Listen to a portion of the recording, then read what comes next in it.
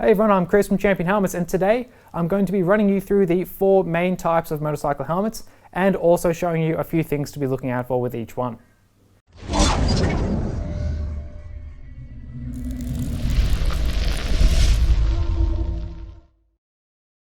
When you're out there searching for your first ever motorcycle helmet, it can be a very challenging task, and that's because there's so much information, so much choice, so many different specialized kind of things. And you're going to have to ask yourself questions like, what kind of brand do I want? What kind of safety do I want? What kind of features? What is my budget? And this is all going to really impact what helmets you can really consider. But one of the main questions where a lot of people start off with is going to be, what kind of helmet type do I need? Because there are plenty of those around. But we have boiled it down to essentially just 4 main types where everything will pretty much fit into one of these, at least for 99% of the people out there. So let me introduce you to them. We have the modular helmets, the full face helmets, open faced helmets, and then off-road helmets. And you can see that there is quite some variation between these helmets. And this is because they come from different riding styles. Obviously off-road is more for off-road, whereas like your full face helmets, they're going to be more for racing, or at least they can be. There's going to be a lot of different sub-categories as well within these helmets, and we'll touch upon that a little bit more as we go into each one. But essentially, if you start off with looking at one of these 4 types, figuring out which type is more appropriate for you, you can't really go wrong there, and it's going to really help you out in your search for your first ever helmet.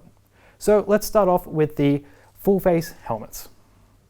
So full face helmets are going to be some of your more common helmet types, simply because they can do a lot of different things. There's a lot of different variation by brand and type and design and function. You can basically get a full face helmet that does pretty much everything, and also tailor it to specific needs. So you can wear these on the road, you can wear them on the track, like you have here the Pista GPR, which is a top end racing helmet. Or you have here like the I-70 from HJC, which is going to be a more lower and a more entry level sport touring helmet. There's just so much leeway in between these helmets. They can do so many different things. And because they offer the most overall safety, full face helmets should also be worn by track riders exclusively. Or at least they should be. So with full face helmets, they get a lot of their safety and a lot of their strength by being made out of one kind of construction. They're not going to be made out of multiple segments and multiple parts, which gives you weak spots. Instead, like you can probably see, it's just all one big shell. So it really also seals you in, gives you protection against the environment, locks you into your own kind of personal bubble of safety. And with these helmets, noise isolation is also something that's typically going to be better, because they're going to cut you off from the rest of the world. But something like a racing helmet like this one here is not going to focus upon noise isolation. It's not going to be very good in that regard. And that's something you should be looking out for as well. On a touring helmet, that's going to give you more comfort to have a more quiet helmet, whereas on a racing helmet, it doesn't really matter. Then we get to ventilation, which is a major focus of a full face helmet, because you are cut off from the outside world really. You need airflow to keep you cool, because obviously, you have something covering your entire head, you can get quite hot, especially if you're doing something intense like racing, or you've been riding for a few hours. On a more touring helmet, that's going to be something that can really bother you, you might even overheat. So you want to have good ventilation. And that's why you can see on these helmets here, they have ventilation on the top, then they have vents on the chin as well. Let me just open that one for you. So you can see it, and that's a major concern with a full face helmet, because it's the only real way that you can get air into your helmet. Whereas on a modular helmet, you can flip it up. Open-faced helmet is obviously open, and stuff like that. So make sure that you get ventilation that is strong and suits your needs on a full-face helmet. The last real thing is going to be comfort, and that's because with these helmets, you're locked in. You're in your bubble, and the liners, they're going to hug onto your face. You get a lot of protection that way. You need a very close fit. But you're also trapped into this helmet. So this whole part of the helmet is going to cover your face. That can be uncomfortable for some people, which is why they do prefer more modular helmets or more open-faced helmets. So keep that in mind as well, that you get something that is comfortable, and remember that it is going to seal you into the helmet. So these helmets are going to be great for so many different kinds of riders, from your sports bike riders, to your tourers, your commuters, scooter riders, racers, Even on your push bike, if you want to, you could have a full face helmet. It's going to give you so much good protection and versatility. You can get so many different things with these helmets. And if you're starting off, especially as a first-time rider, I highly recommend a full face helmet because it's going to offer you the most safety, which is very important as it's a very risky period for you, I guess you could say. Make sure as well that you get a helmet that fits you properly though, and that's a very important consideration. So with full face helmets, there are a few other things that you should really keep in mind as well. You have the enclosure systems. This is a double D ring. This is what you need if you want to go on a track day. Whereas a lot of helmets are also going to have this, which is a micro ratchet enclosure system. So you just put it in there, you can take it off. It's a bit easier to use.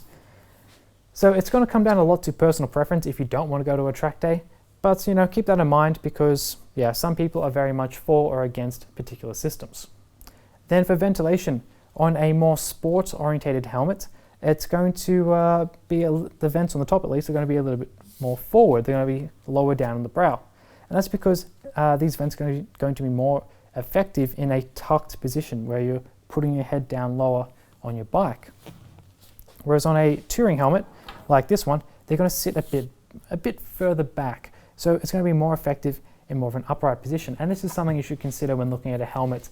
Look at your bike, look at your riding style, and then see kind of like how you position your head so you can get the most out of your ventilation. With full face helmets as well, they do fog up because you are sealed in there. You have moisture in your breath. You might have moisture coming in. You might be sweating. So you want to make sure that you can still see out of your visors. So that's why a lot of visors have pin locks. At least they're pin lock prepared, and you can typically find a pin lock lens in a lot of good quality brands provided in the box. So make sure you keep an eye out for that because you need to be able to see when you're riding, and anti-fog measures such as the pin lock is going to be a great way to do that. So now on to modular or flip-up helmets as they're also called, and these helmets are becoming much more common these days. They're just going to be getting better and better in terms of quality, which is why that's happening, I think. So with these helmets, they're going to look like a full-face helmet when you're going at speed or it's raining or something like that. But when you slow down or you want to talk to someone or you're a bit hot, you can just go like this, flip it open. All of a sudden, you have an open-faced helmet. So it's going to combine some of the advantages and disadvantages of open-face and full-face helmets. These are also going to be pretty nice for someone who wears glasses because you can put your helmet on, flip up your chin bar, pop your glasses in, close it up.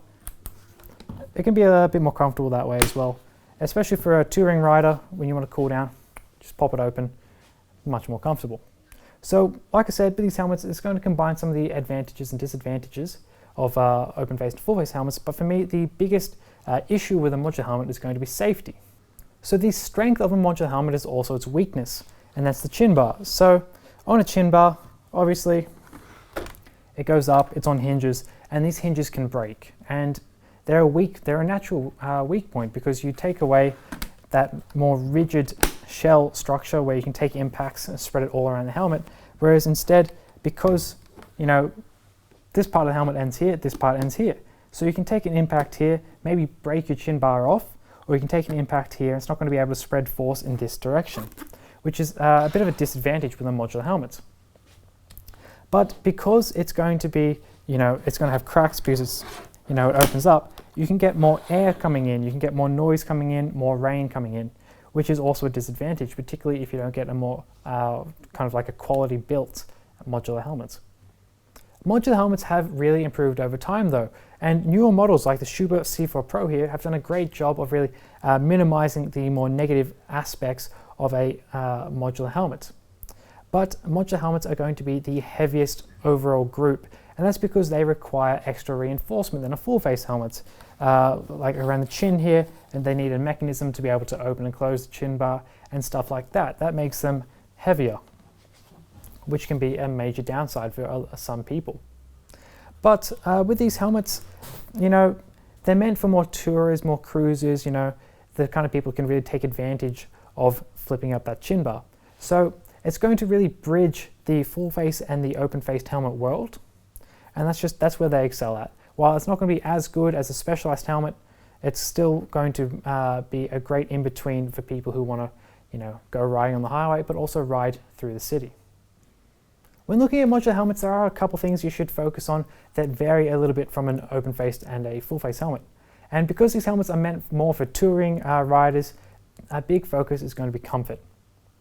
So a big part of that and a big issue with a modular helmet is going to be noise isolation. So take a good modular helmet, it's going to reduce noise isolation by a lot, whereas something that is less good will not, and it's going to be a major differentiating factor in terms of quality. Then you also typically want to have a drop-down sun visor. That's quite common on a lot of different modular helmets, like this one, but this one does not have one. Like the roof box of carbon, instead you get a dark tinted visor with the helmet. You can't wear it at night, so that's something you should look out for specifically with this helmet. But you'd also just, if you're going to be touring, typically it's a very nice feature to have a drop-down sun visor. So look out for that. And then, like a full-face helmet, you want to have a pin lock lens, or at least something prepared for a pin lock. Roof boxer is not, these two are. That's something that, it's the same as with the full-face helmet essentially. So open face or jet helmets are going to be more for your riders who appreciate comfort and kind of like freedom over safety. So the defining feature of an open face helmet, like this is a great example here, is the open face. There's no chin bar there to block impacts or anything like that, which makes it inherently less safe than a full face helmet, which is why you won't see anyone in these helmets going around track days. But with these helmets, it really pulls you into the ride. You can really get that experience and be in the environment. And that's what people really, I think, appreciate about these helmets. Now, that does have a negative side as well, apart from the safety, because when it comes to weather, if that summer breeze isn't blowing in your face and that winter rain is, it's going to be a terrible experience. And you can't really shut it out as you can with a modular or a full face helmet. Instead, you might have to rely on something like this or like this kind of system, which is going to be not as effective. So yeah, this is more like for your cruisers, your scooter riders, or like your weekend tourers kind of as well. But when it comes to speed, it's best not to go too high on these because you get buffeted by wind and stuff like that, but also that safety aspect. So these kind of helmets are going to act for some people as a sort of bare legal minimum. It's going to allow you to ride your motorcycle without having to worry about getting in trouble from the police or a ticket or something like that. And for some people, sure, if that's what you like, no worries. But for me personally, I do appreciate a bit more of safety, and that's why I would never take these helmets on like a sports bike, on a highway, especially on a track day. You want to keep it urban maybe, or just cruising, low kind of speeds, nothing too super intense. But you do get a lot of ventilation and stuff like that as well. And so there's always pros and cons, and with these helmets, I think the con is safety, and the pros is just everything else, except for bad weather. That's a pretty big con actually. But yeah, these helmets will all come with a built-in communication system as well, and it's very easy to use. You simply turn to your friend and you yell at them because there's no chin bar or anything like that to muffle your voice. So that's a pretty handy feature with these helmets. When it comes down to the different types of open-faced helmets, there's a pretty big variety. First of all, you have this one here, open-faced. Not much to really say about it. Then you have like this one here, which has a visor on it, a bit like a welder's mask. It's going to cover your whole face, gives you good visibility. Also has a drop-down sun visor. Then you have something like this, where it has a face mask attached to it. So you just pop that up. You can detach the face mask, and then it's just like your standard open-faced helmet. And there's just so much different variation and versatility with these helmets. You can really tailor your helmet to your riding style on your bike. But yeah, so these are really for people who want to enjoy their ride and their experience, but it does come with that compromise of safety. So now for our fourth and final category, we have the off-road helmets. And as you can probably see, they look quite different from anything else. And as the name implies, they're meant to go off-road. It doesn't matter if you're going to be on the dirt, forest, beach, desert, swamp, snow. These helmets are going to do pretty well in a lot of different situations. And it doesn't matter as long as it's kind of off pavement. And because of that, and because of how different they are, remember that most of these helmets will not be road legal. So always double check that before you take it onto the road. So an off-road helmet is really recognizable by this, which is its front peak. And this is meant to protect you a bit from the sun, from dirt, mud, and all that kind of stuff that you don't want in your face. But because they're going to be designed for off-roading and taking a lot of punishment, they're going to not have a visor typically. Instead, what you want to use with these are goggles, and some brands might offer you goggles in the box, some might not. Make sure that you're prepared though, because taking mud in the face while riding on your off-road bike, not a fun experience. Then with these helmets, they're going to be very strong on ventilation, because as you can probably imagine, going off-road is going to be quite an intense kind of ride. So you have very strong ventilation on the front, typically.